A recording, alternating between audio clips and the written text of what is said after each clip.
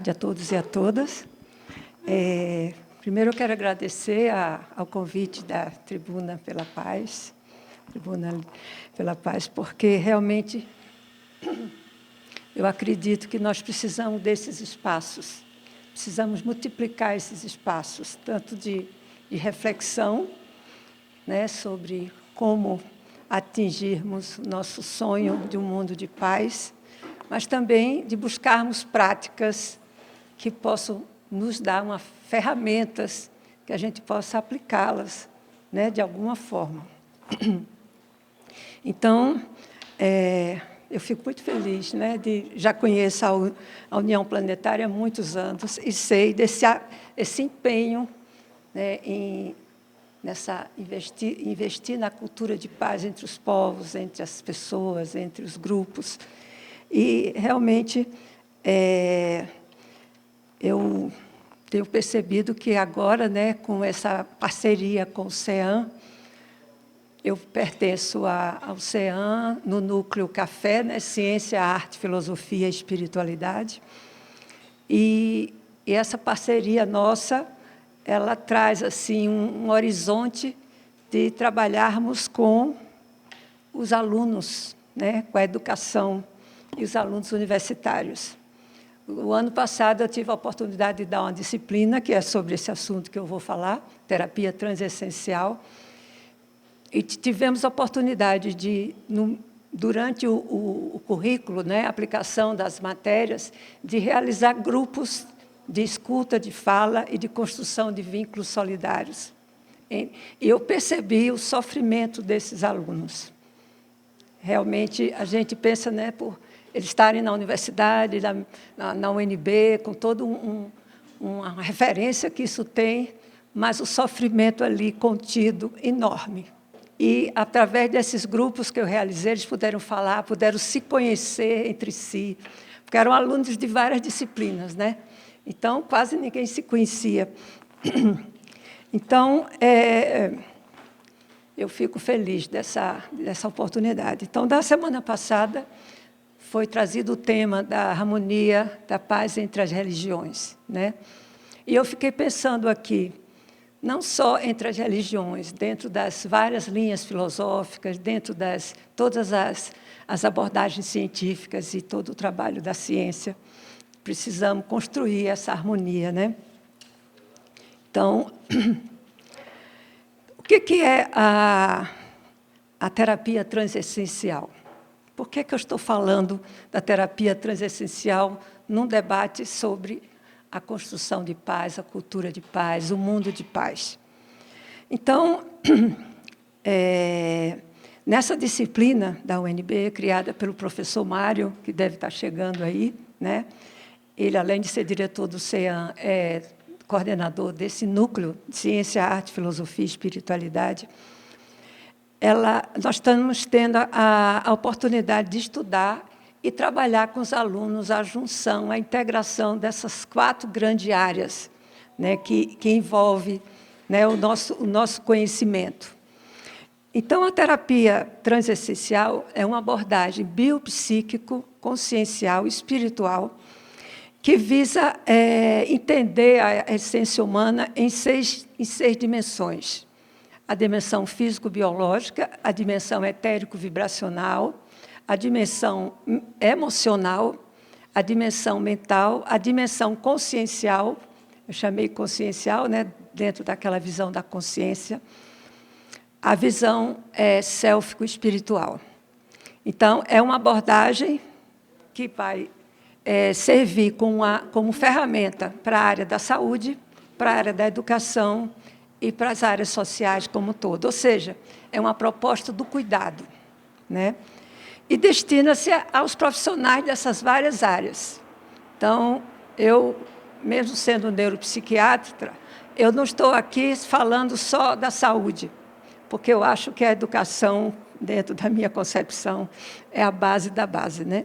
Então, principalmente para a gente trabalhar em equipes, porque a gente percebe, eu tenho, ao longo da minha história como médica, psiquiatra e psicoterapeuta, eu tenho trabalhado sempre em equipe multiprofissional. E, para mim, assim, é um grande crescimento termos a possibilidade de dialogar, né, de diferentes áreas, diferentes visões. E eu entendo que a terapia transessencial, a gente pode transitar nessas várias áreas sem perder a visão do conjunto, sem perder a visão da totalidade. Então, eu entendo que, dentro da área da saúde, dentro da área da educação e áreas sociais, a nossa missão não é só superar o sofrimento. Sofrimento, quer seja por uma doença, quer seja por um conflito familiar, quer seja por um conflito, né, de violências vivenciadas, traumas, etc. A nossa missão é fazer com que essa pessoa que busca ajuda, que ela seja motivada para o crescimento pessoal, para o autoconhecimento, né, e, sobretudo, para a autotransformação. E é sobre essa autotransformação que eu gostaria de focar. Aqui eu tenho que ser bem resumida, né, porque são alguns minutos, mas porque a terapia transessencial ela tem, basicamente, 3 princípios. A pessoa é o agente da sua cura, é o primeiro princípio. O segundo princípio, não existe cura sem autotransformação. E o terceiro princípio, a relação cuidador, pessoa cuidada, terapeuta, cliente, médico, paciente. Ela tem que ser centrada, né, na generosidade, na compaixão e na confiança mútua. E, na questão da autotransformação, eu diria que é o cerne, é o pilar central dessa proposta. Porque, desde sempre, né, desde a adolescência, que eu comecei a ler as obras espiritualistas, as obras filosóficas, as obras dentro do psiquismo humano, e depois, na universidade, né, integrei com a ciência, eu fui observando que tratar uma pessoa, cuidar de uma pessoa, é muito mais do que tratar um sintoma, né? Só que, na época, a universidade não falava sobre isso, né? Cada especialista falava de uma área e a gente ficava perdido naquela diversidade totalmente separada, que não era universidade, né? Era uma diversidade. Então, eu quero centrar aqui que a terapia transessencial ela visa, fundamentalmente, a autotransformação, a formação de consciência, a ampliação de consciência, na medida que eu vou trabalhar enquanto pessoas, individualmente, ou grupos, eu vou trabalhar a dimensão físico-biológica, eu vou trabalhar a dimensão etérico-vibracional, a emocional, a mental, que são as ideias, os pensamentos, as convicções, né, conceituais. Vou trabalhar a consciência, que é a visão da totalidade, é a visão do conjunto, é a intuição, é aquilo que nós saímos da caixa craniana para alcançar diante de um grupo de pessoas que estão ali sendo cuidadas, sendo transformadas, né? Então, a gente não desenvolve a cultura de paz se a gente não fomentar esse crescimento do indivíduo. Quando eu acompanhava o monge Marcelo Barros, que você conhece, né? Eu tinha 17 anos lá em Olinda, e ele fazia um grupo chamado Fraternidade, que era ligado ao Dom Helder Câmara. E, nessa época, a gente falava muito em transformações sociais, políticos sociais, mudar a concepção do coletivo, né? E depois eu fui entendendo que a gente tem que abranger o coletivo, mas a gente tem que tratar pessoas também. E tratar pessoas, pequenos grupos, comunidades. Foi aí que eu entrei na terapia comunitária integrativa, porque o sofrimento precisa ser acolhido, que não se tenha uma violência urbana sem uma causa do sofrimento, de um trauma, de uma vida de sacrifícios, né, de dores. Eu acho que isso tudo reverbera no coletivo. Então, mesmo que seja por outros canais, né? Às vezes o sofrimento é um trauma de infância, mas vai reverberar numa relação social mais abrangente, às vezes até sem conexão, que a pessoa não consegue fazer essa conexão. Então, para a gente ter essa, vamos dizer, realmente trabalharmos pela cultura de paz, precisamos envolver o coletivo com todas as ideias, os objetivos que os grupos normalmente têm em mente, mas precisamos também desenvolver ferramentas para trabalhar grupos. Acho que o trabalho de grupos é uma grande ferramenta, né, que a gente pode, em pequenos grupos, a gente pode trabalhar esse salto, essa compreensão maior de uma relação harmônica, de uma relação de paz, consigo mesmo, nas relações pessoais, familiares e também na relação com a sociedade. Então, porque eu entendo, se a gente não aprende sobre nós mesmos, se a gente não se entende, a gente não se entende com as nossas próprias diferenças internas e conflitos, a gente não pode alcançar esse sonho, né, que é uma sociedade sem conflitos. Pode ter diferenças, sim, mas não conflitos, né? Então, como aplicar essa teoria da terapia transessencial dentro da prática? Esses níveis que eu falei para vocês, esses 6 níveis, eles formam uma espiral. Então, desse físico-biológico, passando pelo vibracional, emocional, mental, até o espiritual, é uma espiral ascendente. Então, todos nós, sem exceção, inclusive o coletivo, grupos e países e planeta, nós temos essas várias dimensões, né? Deve ter outras teorias falando de outras formas de ver essas dimensões. Cada teoria, cada visão vai pegar por um aspecto, né? Então, como é que a gente pode aplicar isso no nosso sonho de paz?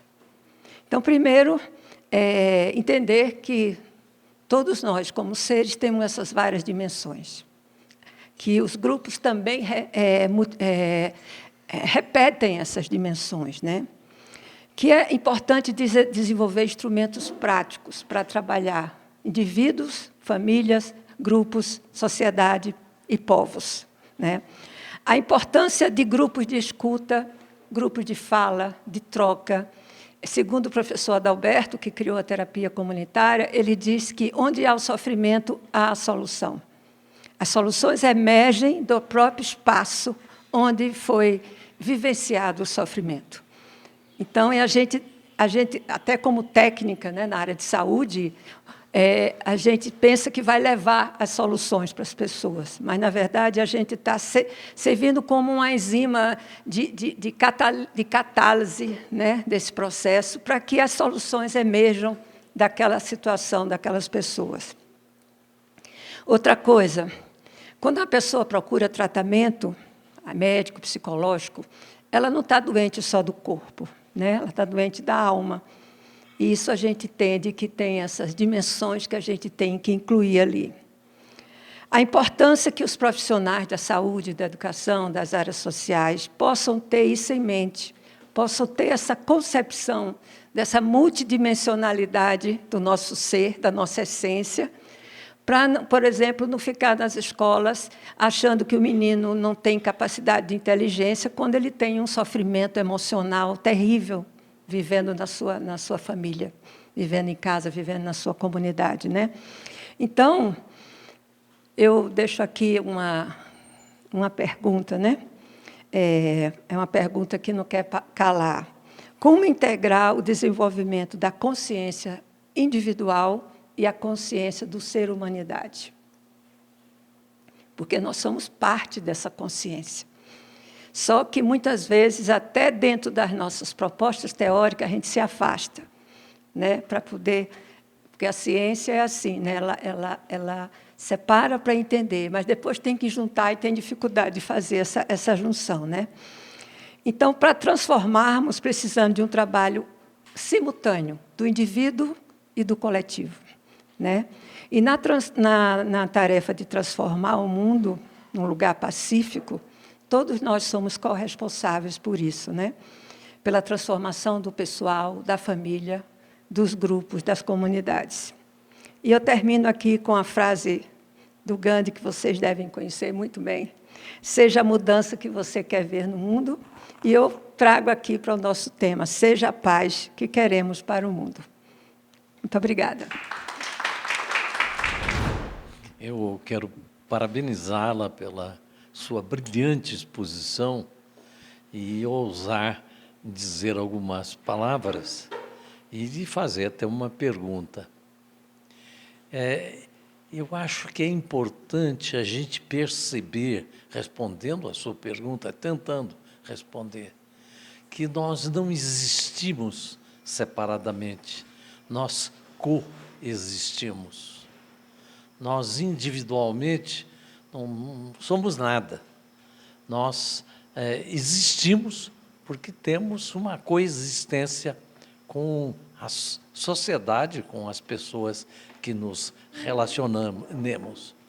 E é importante perceber que todas as coisas nós dependemos de terceiros que fizeram, seja a nossa comida, a nossa roupa, a nossa casa. Portanto, nós temos uma vida de coexistência. E isso é importante que seja percebido. Agora, a senhora fez uma afirmação que eu gostaria de um aprofundamento seu, porque na sua fala você falou da doença da alma. E eu perguntaria, o mundo, a alma do mundo não está enferma? A alma do planeta está enferma, né? E o que mais dói a gente, principalmente a gente que lida com as doenças, né, e o sofrimento diretamente das pessoas que nos procuram. Então, a percepção que eu tenho é que esse distanciamento, né, da saúde psíquica, da saúde emocional, da saúde da alma, ele está cada vez maior, né? E isso exige da gente um movimento muito mais efetivo nessa tentativa de, pelo menos, frear um pouco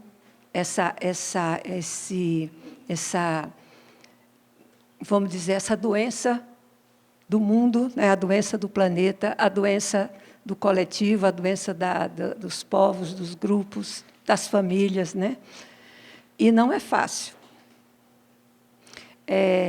Eu até coloquei num dos meus livros, dizendo assim, que, apesar de todas essas novas terapêuticas que têm aberto, né, todo um campo, né, terapêuticas integrativas, terapêuticas psicológicas, ainda a humanidade continua enferma, porque ainda não chegamos no núcleo, né?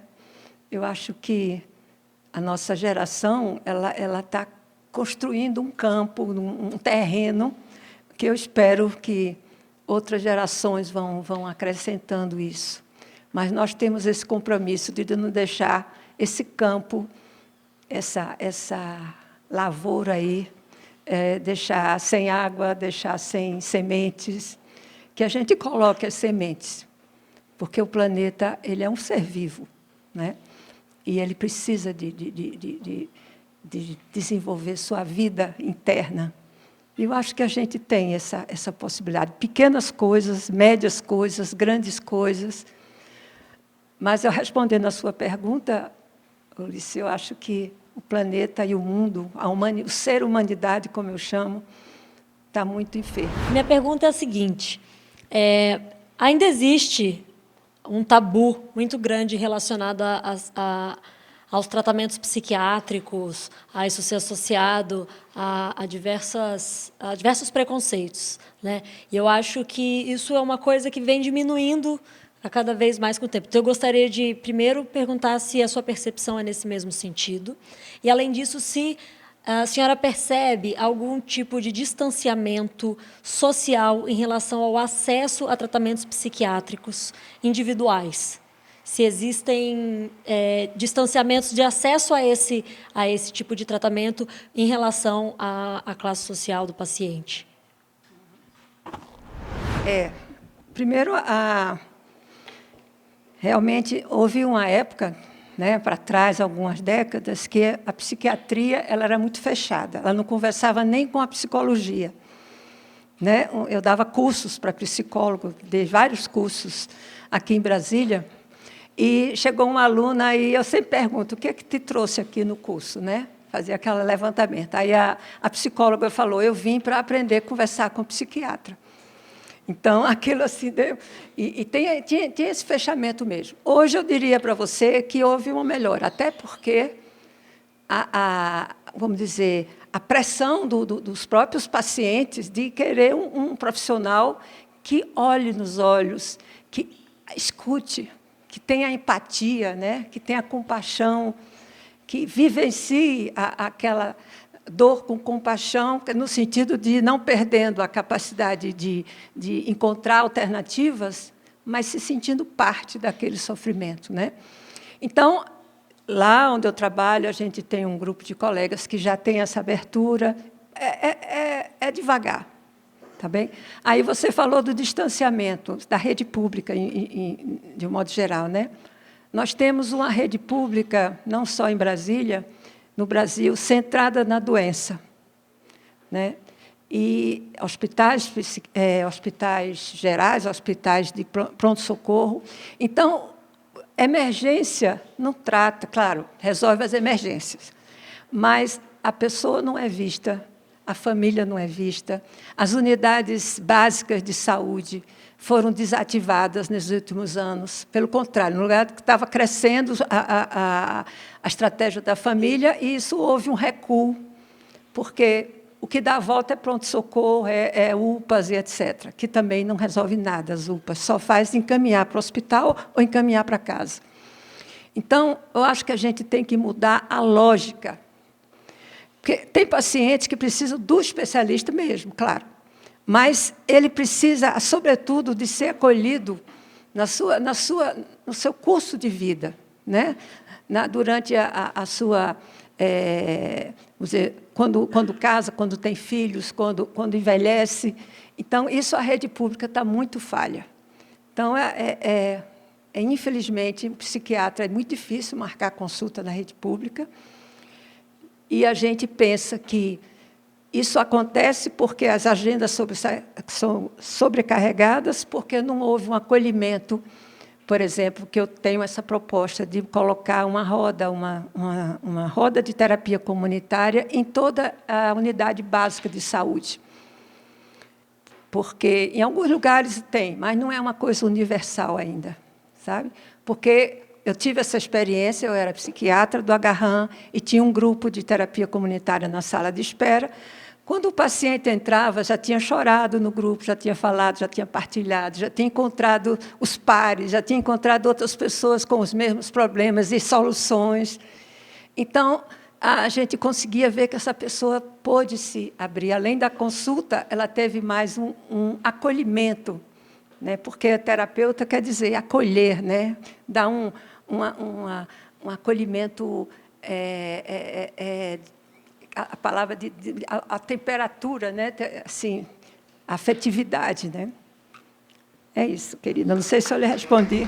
A senhora falou de alguns conceitos, por exemplo, o indivíduo, né? A paz, falou da educação e da importância de se passar esses conceitos para as crianças também, né? Não sei se a gente está botando um peso muito grande nas costas das novas gerações para solucionar os nossos problemas atuais, né? Talvez seja um tanto irreal, vou colocar assim. Mas, com relação ao indivíduo e à paz, eu não sei em que momento que a gente se dá conta que é um indivíduo no meio de uma coletividade. Em que momento que a gente percebe que precisa ter paz, ou se é que teve paz algum dia e precisa recuperar essa paz, né? Eu não vejo a paz como um monolito, uma coisa que se tem já... É uma construção, é uma coisa em desenvolvimento, né? Quando a gente trata de nossa paz interior, é uma busca constante. E cada momento de desafio, a gente tem que rever, né, a nossa conduta. Eu gosto muito da comunicação não violenta, que é uma metodologia de relacionamentos em empresas, em grupos. E a comunicação não violenta, ela tem alguns princípios de como você escuta o outro, de como você se sente durante a escuta do outro, do que você vai perguntar e demandar do outro, porque, normalmente, a tendência nossa é escutar já pensando numa resposta automática, né? Então, a paz, para mim, é um lugar, é como se a gente fosse igual a nossa evolução como ser, né? Porque nós somos seres em evolução. Então, cada consciência a mais, cada amplificação da nossa consciência, quer seja na área social, na área pessoal, na área da delicadeza, da generosidade, é como se a gente estivesse aprendendo em todos os momentos da nossa vida. E eu acho que a paz, a gente está tendo que fazer essa revisão a todo momento, né? Aí você pediu um exemplo como é que se aplica a terapia transexistencial, tanto em grupo como individualmente.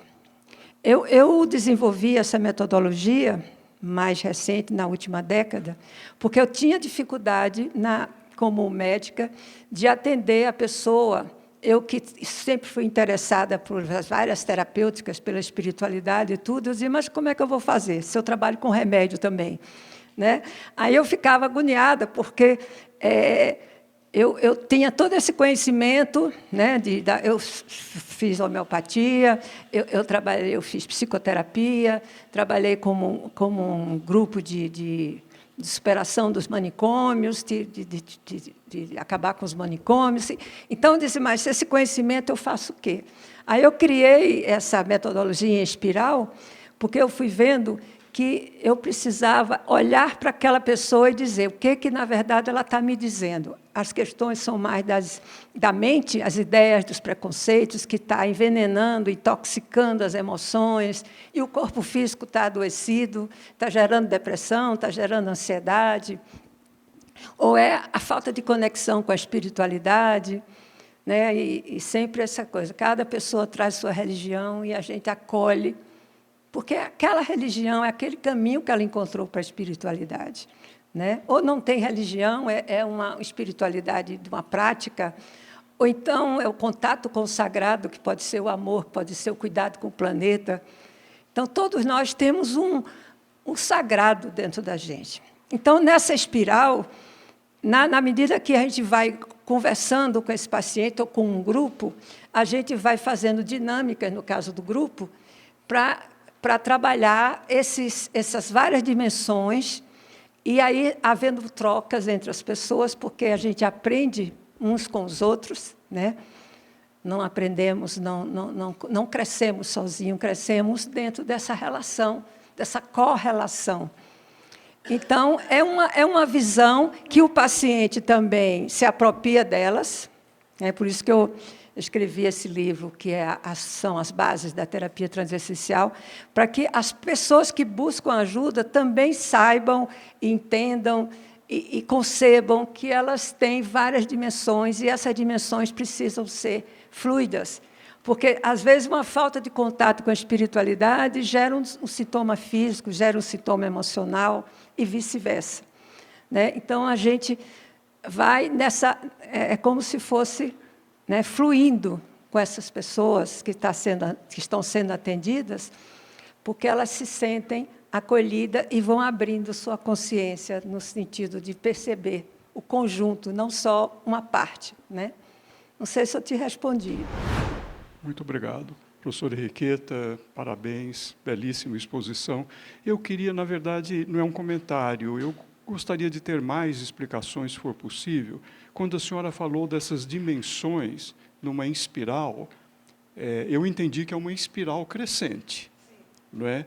Como é que essas dimensões se localizam nessa espiral crescente? Existe uma, digamos assim, uma classificação dessas dimensões? E qual é a última, né? Como é que a gente chega na última? Então, eu gostaria de maiores explicações sobre essa questão da espiral crescente e as etapas dessa espiral. Obrigado. É uma pena que eu não trouxe um bannerzinho desse que tenha coisa para a gente até pensar, né? Eu coloquei 6 níveis nessa espiral, porque o 7º nível, que seria uma espiritualidade plena, a gente não teria o alcance, vamos dizer, enquanto profissionais, né, do cuidado e tudo. Então, quando a pessoa tem, às vezes, um sintoma, quer seja emocional, quer seja da mente, que eu separo muito as emoções da mente, da consciência. Então, é difícil para a gente, quando está vivendo emoções, a gente tomar a consciência, que é a visão do conjunto. Normalmente, a gente é parcial, né? A minha emoção é diferente do outro, e vice-versa, e fica nesse debate, fica nessa, às vezes, até conflito, e eu não consigo ver o conjunto. Então dentro dessa espiral, né, o físico-biológico, que já está em contato com o etérico-vibracional, eles não estão separados.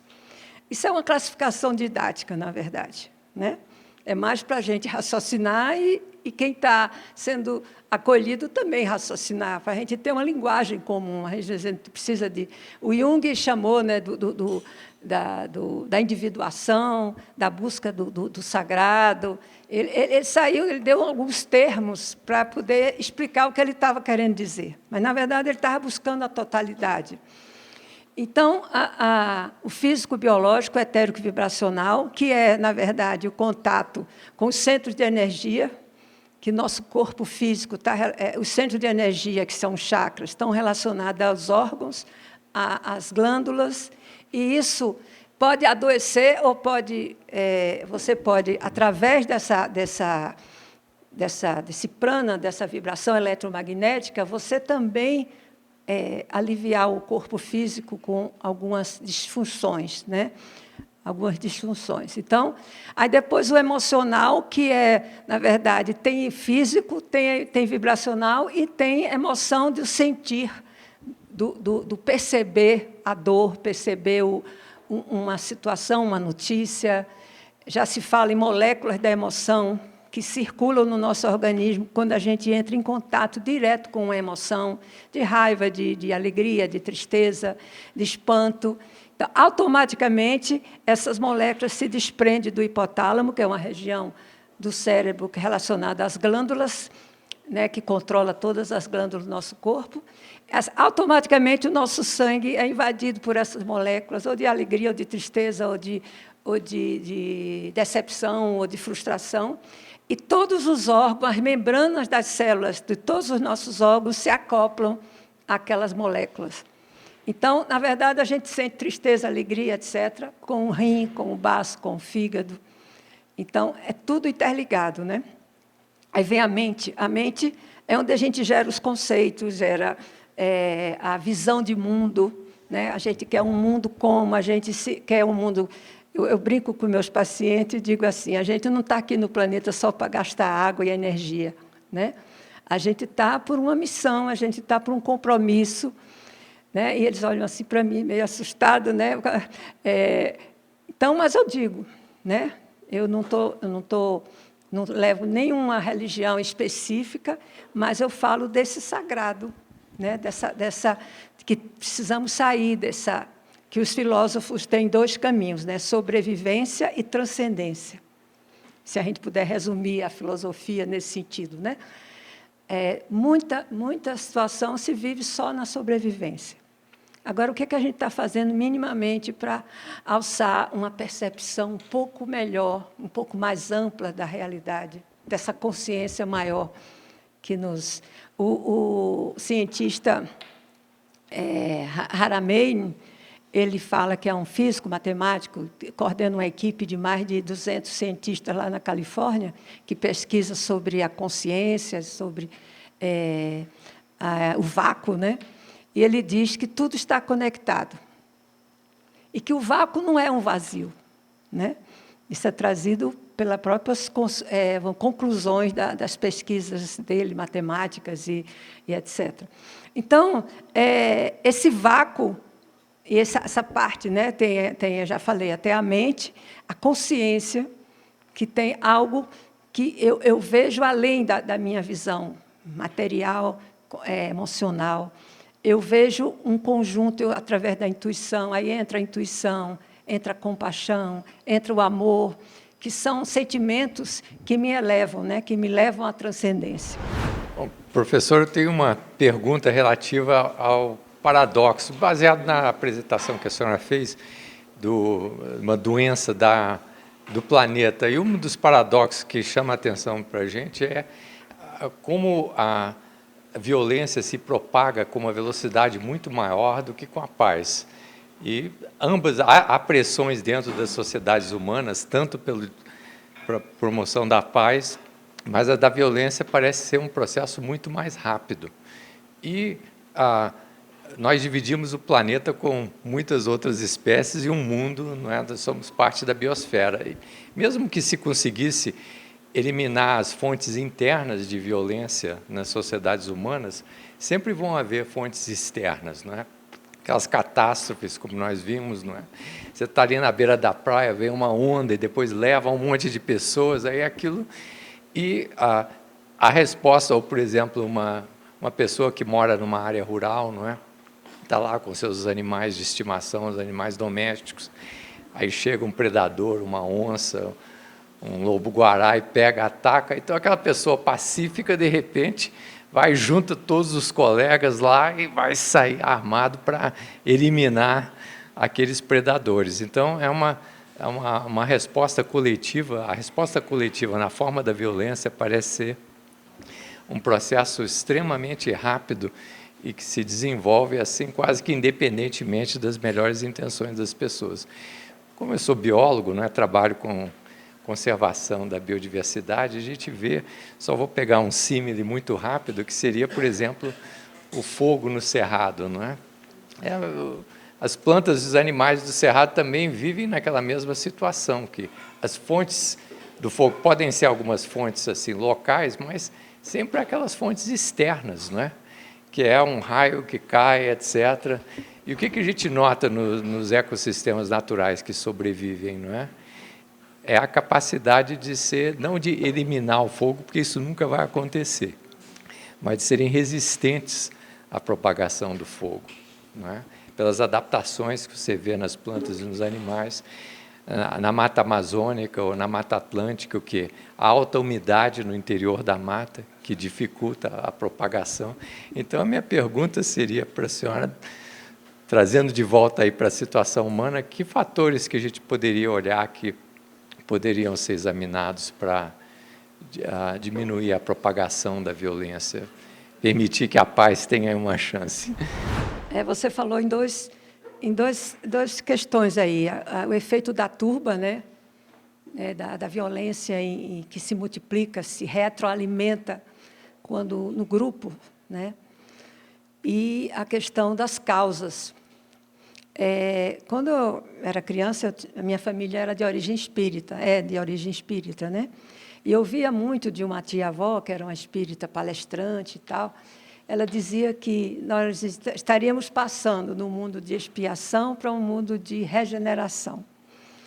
E hoje eu entendo que, mesmo que esse momento chegue, a gente nunca vai deixar de ter desafios, porque a evolução ela não tem limite, né? Ela vai acontecendo e a gente vai aprendendo, vai incorporando cada vez mais uma consciência maior. Então, o que eu entendo é que a gente tem que começar a trabalhar desde as crianças intraútero, porque elas são vítimas de violência, né, de alimentação, de tóxico, de toxinas, de maus tratos, muitas vezes, que as mães sofrem, né, no neonatal e no próprio desenvolvimento delas, de queda. Agora, a gente não pode esquecer que o cérebro também tem suas doenças, vamos dizer assim. Tem pessoas que nascem sem a capacidade de empatia. Tá? Empatia é a capacidade de sentir o sofrimento do outro. Compaixão é a capacidade de sentir o sofrimento e fazer algo em benefício do outro. Então, a empatia, ela tem equipamentos, né? Eu chamo assim, porque, assim como temos um local já identificado pelo neurocientista em contato com o sutil, com a transcendência, temos também áreas que são chamadas células espelho, neurônios espelho, que simpatizam, que se reverberam diante de um sofrimento do outro. Então, tem pessoas que isso, ou porque a criação não organizou, não acolheu essa capacidade empática, ou porque a pessoa, às vezes, mesmo dentro de uma família espiritualizada, que passou os melhores valores, também a pessoa, às vezes, nasce por uma questão, às vezes, de genética, por uma questão, mas não pode esquecer que a gente tem, né, os vários domínios da nossa caminhada. Né? Tem uma parte da herança genética, tem uma parte do ambiente, temos a parte transgeracional, temos a parte do que a gente busca, do aprendizado que a gente busca. Né? Por que algumas pessoas, já muito novas, já começam a ler, se interessar, buscar? Às vezes tem um estímulo na família, tem um parente próximo que estimulou, que fez um trabalho. Né? Mas tem algumas que, mesmo com tudo isso, tem um cérebro, que é o caso do psicopata, daqueles que não sente a dor do outro. Né? Assim como ele não tem medo da morte, porque ele enfrenta as situações, não porque ele seja espiritualizado, e sim porque para ele, o objetivo é o mais importante, que ele se propõe. Né? Então, o nosso cérebro, ele também tem um lugar da compaixão, e, segundo esses neurocientistas, nós podemos desenvolver a compaixão. Já está provado que algumas técnicas, vamos dizer assim, trabalhos, né, com pessoas ou com grupos, a gente pode desenvolver a compaixão. Então, é interessante isso, porque antes a gente ficava, não, nasceu assim, está assim. Mas é importante que a gente saiba que a gente pode trabalhar em função de desenvolver mais a compaixão. E eu acho que, começando pelas crianças, começando pelos jovens, o cérebro está mais maleável. Apesar de que, hoje, a gente sabe que a gente cria neurônios novos em qualquer idade. A gente cria conexões em qualquer idade, mas muito maior, muito mais ágil na infância e na adolescência, porque o cérebro ainda está impulsando, né, o desenvolvimento. Mas a gente tem que ter esperança de que a gente cria uns neurônios novos e aprende coisas novas. Né? Então, essa colocação é porque, né, a violência. Muitas vezes, eu diria a você que a gente, acompanhando comunidades, como ao longo da minha vida eu venho acompanhando as comunidades mais simples, é um retrauma. A pessoa viveu o trauma e ela reverbera o trauma que ela viveu, praticando o trauma. Né? O abusado tende a ser um abusador, por exemplo. Aí, aquilo ficou um mecanismo traumático que ela não dá conta de nem perceber que tem, nem tem como tomar consciência. Por isso que temos que cuidar do ser humano. Né? Cuidar, porque, às vezes, o cérebro já lesado, uma criança que recebeu pancadas na cabeça, que caiu, ainda quando bebê, tem lesões que geram violência também. Mas tem causas psicológicas, tem causas físicas, tem causas sociais. Né? Eu acho que a gente vai dizer, a causa da violência é isso, não tem como, mas a gente tem que nos distribuir, assim, cada um na sua área, dizer, vamos ver o que a gente pode, né, acolher esse ser humano para que não reverbere essa violência do que eles sofreram antes. Tá? o que há de paz naquilo que você faz. Né? Então, isso vem devagarzinho, né? Já faz um tempo, talvez já uma semana, mais ou menos. Veio com a música, mas eu não vou cantar aqui, então vamos ficar só com a palavra, com a frase. Né? E aí eu comecei a pensar exatamente naquilo que a professora Henriqueta estava colocando aqui, sobre essa questão dessa concepção espiral, que nós estudamos lá na Nova Acrópole como a concepção septenária do homem. Claro, diferente, mas que tem alguma similitude. E eu comecei a pensar o que há de paz naquilo que você faz, mas não com o outro, não com sua família, não com seus semelhantes, mas também com sua família, com seus semelhantes, com os outros, não com a natureza, mas também com a natureza, não com o planeta, mas também com o planeta, não com o universo, mas também com o universo. Mas, principalmente, o que é de paz naquilo que você faz com você mesmo. Né? Será que você vive em paz com você mesmo nas várias concepções que a professora Henriqueta colocou aqui? E eu comecei a examinar hoje meu dia. Né? Então, pensei aqui, vejamos com o meu heterofísico. Né? Eu tenho artrite reumatoide, não posso comer alimentos inflamatórios. Aí eu olhei assim para o meu café da manhã, eu disse, isso aqui é inflamatório, isso aqui é inflamatório, isso aqui... eu não estou em paz muito com eles não hoje. Então eu digo, quer dizer, eu procuro a paz, mas eu não tenho a paz, por exemplo, com esse veículo que é o heterofísico. Né? Aí, de repente, eu me peguei, né, depois de chegar de manhã, chegar na hora do almoço, estava cansado e tudo, sentei para ver a televisão. E era só violência, policial, disso, daquilo outro. E eu fiquei lá, assim, pelo menos aí uns 15, 20 minutos, até que veio essa frase de novo. O que há de paz naquilo que você faz? E eu disse, bom, essa televisão está passando uma energia, que é o meu prana. Ela está influenciando o meu prana. Então, quer dizer, eu também não estou... O que há de paz naquilo que eu faço com o meu prana também não está lá muito em paz, não. Está meio que em guerra. Né? Depois, a questão das emoções também. Né?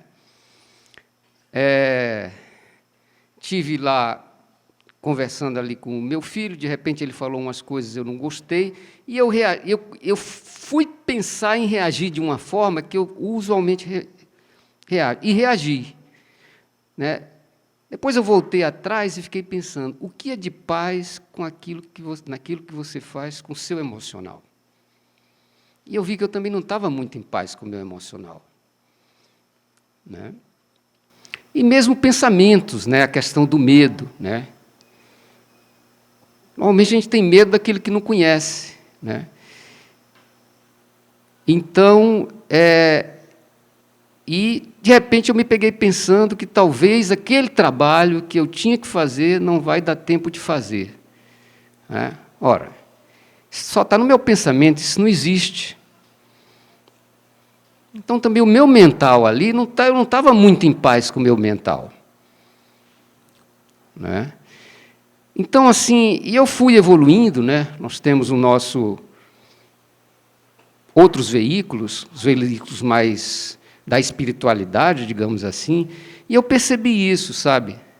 Então, o que há de paz naquilo que você faz? Eu acho que isso é uma pergunta que talvez a gente tenha que fazer muito, antes também de sair para fora em busca da paz. Mas a gente não pode ficar só dentro da gente mesmo. Então, a gente também tem que sair para fora em busca da paz. Né? Então, assim, quando a professora Henriqueta trouxe essa questão, né, da terapia transessencial, com essa visão espiralada, que é a visão do ser até o espiritual, né, do ser humano até o espiritual, E a gente realmente, às vezes, está muito em guerra com esses veículos que nós temos dentro da gente. Ou a gente... E todo dia a gente trava uma batalha com eles. E eu estava vendo que, na verdade, às vezes a gente perde essas batalhas. Né? Não há paz. Por que não há paz? Porque a paz é principalmente harmonia. Então, às vezes, você está adoecido. Por que você está adoecido? Aí vem a questão da violência que você colocou. Né? A violência é, sem dúvida, uma forma de adoecimento.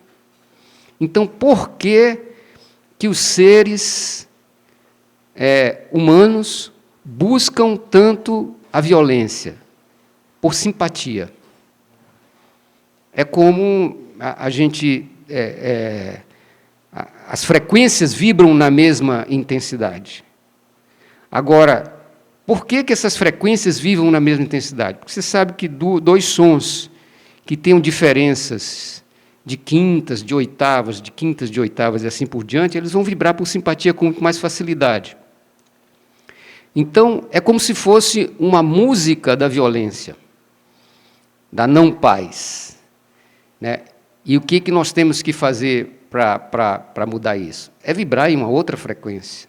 Mas se nós não estamos vibrando dentro da gente com a frequência da paz, né, nós estamos em pequenas batalhas, não digo em guerra, mas em pequenas batalhas com o nosso corpo, com o nosso energético, né, ou seja, aquilo que nós ouvimos, comemos, né, aquilo que nós fazemos com as nossas emoções, o que nós fazemos com o nosso pensamento, deixando com que ele, às vezes, o nosso astral, os nossos desejos dominem completamente o nosso pensamento, e a gente, às vezes, coloca uma série de coisas na nossa cabeça que não tem nada a ver com a realidade, grande parte não tem mesmo. Né? Então, eu acho que o que há de paz naquilo que você faz, né, a gente responder um pouco dessa pergunta diariamente, eu acho. Hoje eu me olhei no espelho e disse o que há de paz naquilo que você faz. Né? Então, eu estou um pouco gripado, coloquei a máscara. Né? Hoje tinha uma reunião com o Ulisses, mas eu não quis vir, porque era uma reunião da hora do almoço, eu ia ter que tirar a máscara para almoçar junto com ele, então preferi não vir. Né? Aqui eu estou um pouco distante, né? Então, né, acho que não tem problema nenhum, mas é isso, eu acho que a gente tem que olhar para dentro da gente mesmo e buscar a paz. E como é que a gente encontra a paz? Através da harmonia desses veículos. Né? O nosso corpo precisa estar harmonizado com a nossa energia. Como é que se harmoniza o corpo com a energia? E quando o seu corpo se harmoniza, você vai vibrar com o seu colega dentro dessa harmonia. Então, você não vai mais... Quer dizer, se aquela pessoa ela chega com algum tipo de problema maior, ela não passa para você. Porque a sua vibração é outra. Ela não vai encontrar o que a gente chama também em música ressonância. Né? Então, agora, uma pergunta que eu me faço, e aqui eu vou concluir, que já me estendi demais, uma pergunta que eu me faço é: por que nós vibramos na frequência da violência? Né? Por que nós estamos vibrando na frequência da violência? Existem algumas civilizações antigas que explicam isso de uma forma muito interessante. Só que eles falaram isso numa época em que a violência não era tão grande, há 2.000, 3.000 anos, né, antes de Cristo. Né? Então, lá nos Upanishads, da Índia e tudo mais. Né? Então, eles explicam isso. Quer dizer, nós vivemos hoje, e por 500.000 anos vamos viver, então aí já entra um pouco dessa questão mais mística, né, na idade de Kali Yuga. O que é a idade de Kali Yuga para eles? Né? É a idade do mundo material. Ou seja, nós vamos ter que nos expor e sobreviver o máximo possível ao materialismo. Ou seja, o materialismo predominando, né, de todas as formas nesse mundo. Ora, o materialismo predominando significa que ele, de alguma forma, se sobrepõe a uma série de outros veículos que nós temos, né? A matéria está muito ligada ao heterofísico. Então, tem algumas explicações, mas que hoje não são mais aceitas, mas elas estão aí, já há 3.000 anos. Então, temos como evitar isso? Temos. Pequeninas gotas, né, de frequências diferentes, que é essa o que nós estamos fazendo aqui, né? Aqui nós estamos reverberando coisas que vão chegar ao Japão, à China, a Rafah, a tudo que é lugar, né? Então, eu acho que isso é muito importante. Cada pequena gota dessa é muito importante. E eu termino com uma frase que eu gosto muito da Madre Teresa de Calcutá. Um jornalista daqueles bem céticos chegou para ela, perguntou: mas a senhora, assim, tão fraquinha, tão magrinha, perdida aqui nesses rincões distantes aqui, a senhora acha que a senhora vai mudar alguma coisa? A senhora é só uma gota nessa imensa, né, injustiça que é o mundo. Ela disse: mas tem uma coisa que você não observou. Eu realmente, o que eu faço é uma gota num grande oceano. Mas, com certeza, depois que eu partir, esse oceano será maior de uma gota. Eu vou dizer poucas palavras, já que nós estamos com o nosso tempo já no seu limite. Mas eu quero parabenizar a todos, a professora, pelo seu brilhante exposição, e todos que falaram, mas eu quero fazer um comentário sobre a palavra do Mário Brasil, que acabou de falar. Eu acho, Mário, que você está colocando o dedo no ponto central dessa transformação que a gente precisa. É por aí mesmo. E um detalhe sobre essa questão de por que o mal ainda está presente, por que as coisas funcionam assim. Nós vamos lembrar que o Paulo, né, ele disse: não sei por quê, eu não faço o bem que quero e faço o mal que não quero. O Goethe disse: que duas almas batem no meu peito. O Olavo Bilac disse: eu tenho no peito um demônio que ruge e um Deus que chora. É porque, na verdade, ao que parece, nós temos uma personalidade e uma consciência. E, como nós estamos num processo evolutivo ainda pouco primário, a nosso foco de consciência oscila de um para o outro, e horas fazemos coisas bonitas e outras fazemos coisas que não são tão bonitas. Agora, acho que é um processo que um dia a gente vai conseguir estar mais no mundo espiritual do que na matéria.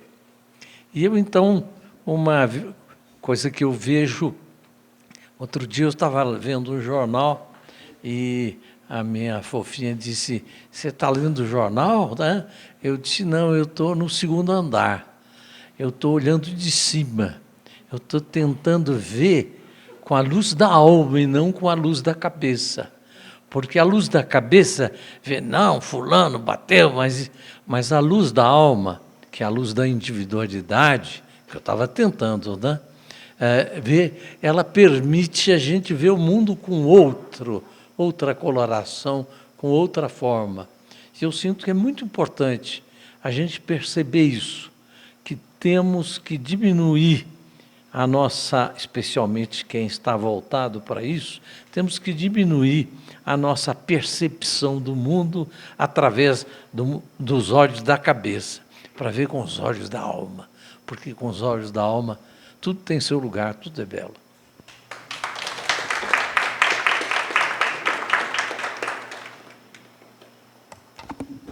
Muito obrigada a todos os oradores, a todos os participantes. Realmente hoje foi inspirador. Muito obrigada especialmente à doutora Henriqueta, que desgraciou aí hoje com uma bela palestra, né, e tirou todas as nossas dúvidas.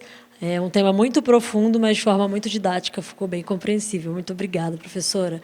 Encerro, então, a nossa Tribuna Livre pela Paz de hoje e convido a todos para um coquetel aqui no Utopia. Obrigada, boa noite.